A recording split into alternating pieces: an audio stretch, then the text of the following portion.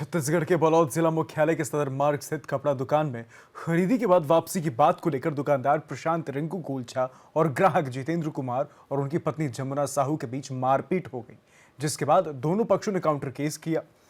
प्रार्थी जितेंद्र ने बताया कि 25 नवंबर को उनके घर में नामांकन कार्यक्रम था। प्रशांत गोलछा की कपड़ा दुकान में छोटे बच्चे के लिए कपड़ा खरीदा था, लेकिन कपड़ा बड़ा हो गया, जिसे वापस करने दुकान पहुंचे, लेकिन दुकानदार प्रशांत ने कपड़ा वापस नहीं होगा कहते हुए आवेश में आकर मारपीट कर दी। वहीं महिला के साथ मारपीट को लेकर थाने में दुकानदार की गिरफ्तारी की मांग छत्तीसगढ़ीय क्रांति सेना ने किया है और कोतवाली थाने के सामने धरने पर बैठ गए। हंगामा बढ़ता देख एसडीओपी प्रतीक चतुर्वेदी ने दुकानदार प्रशांत को थाने ले आए,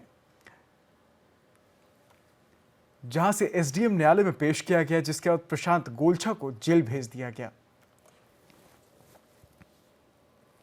वापस करने गए थे दुकान में, दुकानदार ने वापस नहीं होगा करके बोल के उसी में वाद विवाद होकर आपस में मारपीट हुए। और अभी महिला के और पति और महिला थाना में आए हैं, उनके तरफ से एफआईआर दर्ज की गई है। वापस करने गए थे दुकान में, दुकानदार ने